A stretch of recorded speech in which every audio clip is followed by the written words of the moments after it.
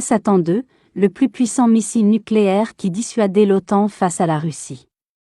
Un dicton bien connu de chez nous dit « Lorsqu'un aveugle te dit qu'il va te lapider, c'est qu'il a son pied sur caillou ».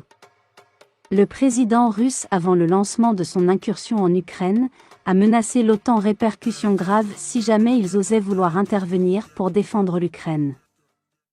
Depuis lors, les Occidentaux se sont bornés jusque-là à annoncer des sanctions çà et là sans toutefois être capables de réagir armes à la main.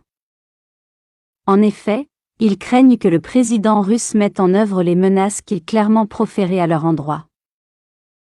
En vérité, ce qui retient les Occidentaux d'une quelconque réaction armée est le missile balistique russe surnommé Satan II.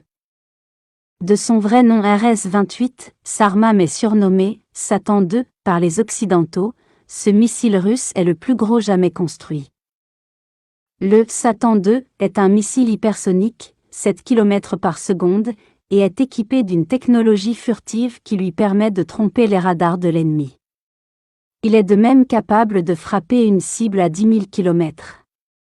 Sachant que la Russie et les USA ne sont séparés que de 8 881 km et que la France n'est qu'à 6 217 km, cette capacité place tous les pays européens et plusieurs villes des États-Unis dans sa trajectoire. Satan II serait équipé de 12 têtes nucléaires qui lui donneraient la capacité de détruire des pays comme la France en quelques secondes. Il aurait une charge de 40 mégatonnes, ce qui le rendrait 2000 fois plus puissant qu'une bombe atomique. Satan II est développé par la Russie depuis 2009 pour remplacer le SS-18 ou Satan I. Jusqu'à présent, aucun média ne pourrait nous dire s'il est entré en fonction dans l'armée russe ou non. Ainsi, la somme de la crainte de l'utilisation de Satan II et des autres missiles comme Satan I, Avangard, Zircon, etc. ne donne en aucun le courage à un quelconque pays atlantiste de se frotter à la Russie. Il se limite donc à des condamnations et des sanctions qui reviendront comme un boomerang au visage des Européens tout comme les précédentes.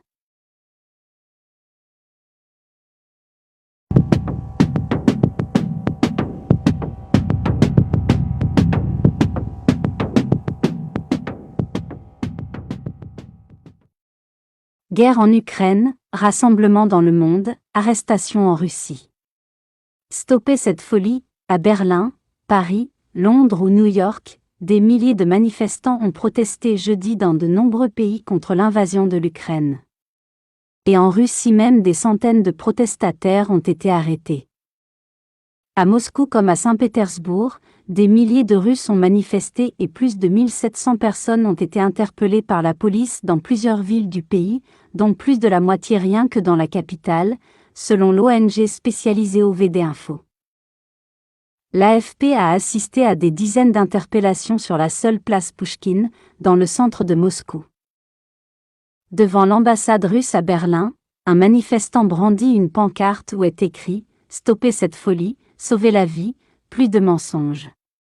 De nombreux autres arborent les couleurs ukrainiennes. Tout le monde devrait venir ici aujourd'hui et soutenir l'Ukraine et dire que la guerre doit cesser, déclare à l'AFP Olga Kuprissina, 32 ans, originaire de Kaliningrad en Russie et installée en Allemagne depuis octobre. Criminels de guerre, les Ukrainiens et les Russes sont frères et sœurs. Tous mes amis et mes parents sont sous le choc et ne veulent pas de guerre, dit-elle. Nous voulons montrer que nous sommes contre la guerre. Nous sommes Russes et venons de Russie. L'Ukraine a toujours été un pays très amical avec nous et un pays proche, abondait Katrina Studnitsky, 40 ans dont 16 passés en Allemagne. Des Ukrainiens participaient à un autre rassemblement, au pied de la mythique porte de Brandebourg. Vladimir, Poutine a déjà volé ma maison parce que je suis de Donetsk et que ma famille et moi avons dû partir à cause de la guerre, s'emporte Sofia Avdeva, étudiante de 22 ans. Je ne veux pas que l'ensemble de l'Ukraine connaisse le même sort. J'ai déjà dit au revoir à ma maison, mais je ne veux pas que tout le pays vive l'enfer que nous avons vécu, poursuit-elle, avant de lancer que le président russe devrait mourir. À Paris, près de 3000 manifestants, portant drapeaux bleus et jaunes ou bouquets de mimosas à la main, étaient réunis jeudi soir, place de la République, lieu emblématique de grands rassemblements dans la capitale française. En pleine campagne présidentielle, des candidats de gauche étaient présents, comme l'écologiste Yannick Jadot ou Christiane Taubira. Des centaines de personnes s'étaient déjà rassemblées plus tôt devant l'ambassade de Russie à Paris, ainsi que dans d'autres grandes villes françaises. Liberté, sur Times Square, la célèbre place de New York, où quelques 200 Ukrainiens s'étaient réunis, Dmytro Zurba, 36 ans, ne croit plus trop à la communauté internationale. Ils n'ont rien fait ces 8 dernières années, depuis l'annexion de la Crimée, d'où il est originaire, déplore-t-il. Tout le monde a essayé de jouer la diplomatie avec la Russie. Mais vous ne pouvez pas, s'emporte-t-il. Vous vous rendez compte, il y a une vraie guerre au cœur de l'Europe, en 2022. Comme Dmytro Zurba, beaucoup s'inquiètent pour leurs parents qui sont restés au pays. Mes parents sont médecins. Ils resteront là-bas, ils refusent de partir, explique Katrina Bielieva, 34 ans.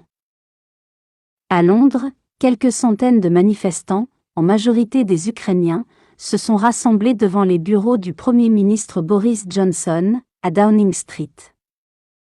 Nous sommes désespérés. Nous ne pouvons pas nous opposer à la Russie et il semble que le monde entier a peur de lui, peur que Poutine le punisse, ce qui lui permet d'aller toujours plus loin, de tuer encore plus de gens, a expliqué Libby Lubofodor. En Géorgie, théâtre d'une intervention russe en 2008, des milliers de personnes ont manifesté dans les principales villes.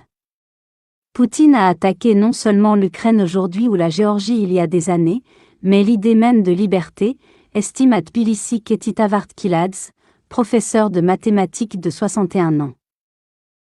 Drapeau brûlé. À Prague, où les chars russes étaient intervenus en 1968, plusieurs milliers de personnes ont manifesté sur la place Venceslas, puis se sont dirigées vers l'ambassade de Russie, en portant une grande caricature d'Hitler et de Poutine. À Varsovie, pays limitrophe de l'Ukraine, un drapeau russe a été brûlé par un manifestant devant l'ambassade russe. Des rassemblements ont aussi été organisés à Washington, Istanbul, Beyrouth, Tokyo, Dublin, La Haye, Amsterdam ou Berne.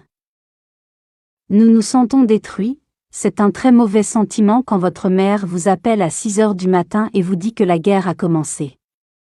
Alors nous avons décidé de quitter notre lieu de travail pour venir dire « non » devant l'ambassade de Russie, déclare à l'AFP Yevgeny Osipchuk, un mécanicien automobile de 27 ans, qui a participé à un rassemblement à Stockholm.